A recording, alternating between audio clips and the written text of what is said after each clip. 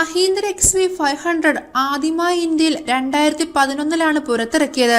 ഇപ്പോൾ ഏകദേശം ഒരു പതിറ്റാണ്ടിനു ശേഷം നിർമ്മാതാവ് അടുത്ത തലമുറ പതിപ്പ് അവതരിപ്പിക്കാൻ ഒരുങ്ങുകയാണ്.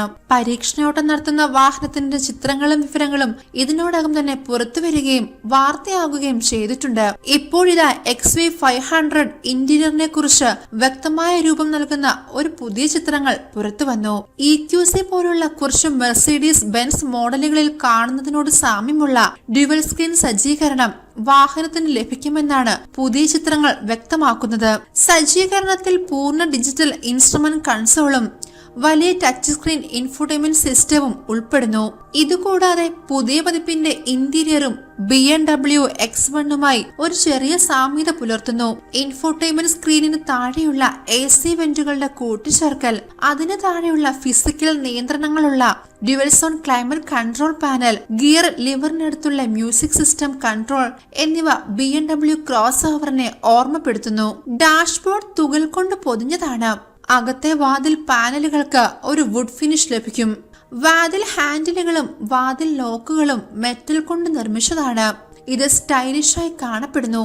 വാതിൽ ട്രിമ്മിൽ പവർ ക്രമീകരിക്കാവുന്ന ഫ്രണ്ട് സീറ്റുകളുടെ 6 വേ അല്ലെങ്കിൽ 8 വേ ക്രമീകരിക്കാവുന്ന നിയന്ത്രണങ്ങളും വീഡിയോയിൽ കാണാം.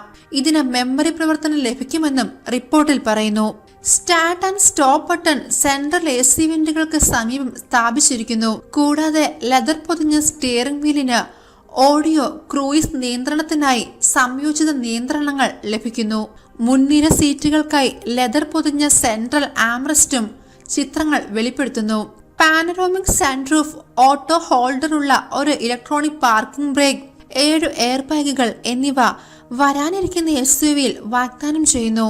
Automatic emergency braking, line keep assist മുതലായ ലെവൽ 1 ഓട്ടോണോമസ് ഡ്രൈവിംഗ് എയ്ഡുകളും വരാനിരിക്കുന്ന പുതുതലമുറ XUV500 ലഭിക്കുമെന്ന് റിപ്പോർട്ടുകൾ പറയുന്നു. കൂടാതെ 7-6 സീറ്റുകളുള്ള കോൺഫിഗറേഷനിൽ വാഹനം ലഭ്യമാകും. മധ്യനിരയിൽ ക്യാപ്റ്റൻ സീറ്റുകൾ വാഗ്ദാനം ചെയ്യുന്നു.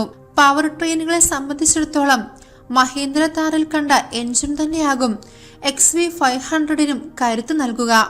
2 litre turbo petrol, 2.2 litre turbo diesel എന്നിങ്ങനെയുള്ള എഞ്ചിൻ ഓപ്ഷനുകൾ മഹീന്ദ്ര നൽകിയേക്കും.